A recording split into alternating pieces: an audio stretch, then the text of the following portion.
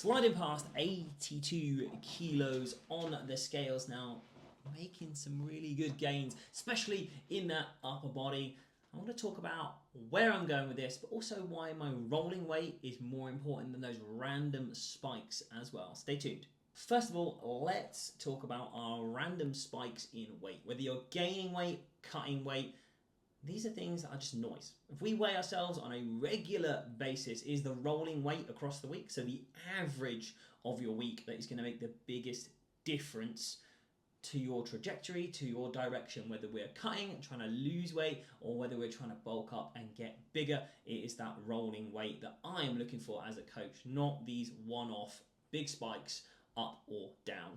These random spikes can come from food that is still in the body, it can come from waste that's still in the body, it can come from you just drinking more that day because one day you forgot to stay hydrated and you were shit and the next day you were really, really good. Right now, my rolling weight is just under 82, sneaking into 82 for the daily weight. I'm looking for that rolling weight to hit that and average it out over a whole week. For a growth check on here, I've made some good gains from that upper body, looking a little bit broader in the upper body. Lats are good.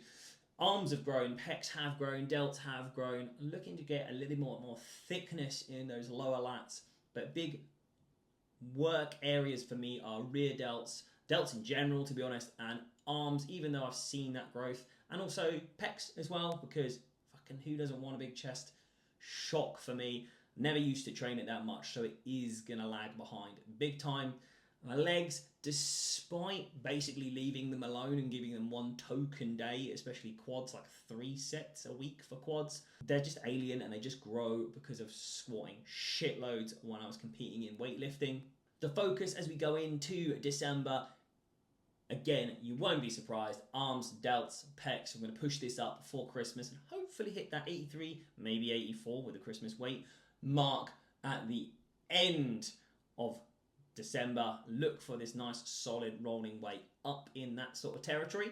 For me, it's going to be about nutrition and fueling well during this time, not just getting absolutely chonkers, but eating well, fueling the activity that I'm doing. I'm going to stay active over Christmas. Tradition for me is to go for a run at some point over Christmas, continue to lift pretty much all the way up till Christmas. So I'm still making sure I'm getting my training volume in and some good quality food, prioritizing protein, prioritizing getting in some good quality nutrition across the board.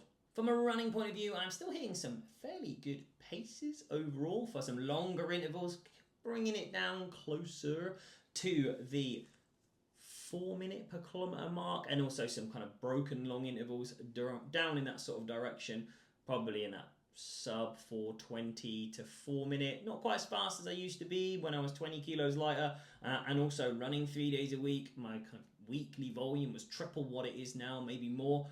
So still holding on to a decent amount of fitness despite my main priority being growth during this phase in training. This way, I'm trying to hold on to as much of my engine as I possibly can without sacrificing that muscle growth. I think I'm doing a pretty fucking good job. With this forward focus over Christmas, still looking to gain weight, looking for some exciting new stuff coming in the new year. Maybe some posing, maybe some moving and grooving. You'll have to stay tuned.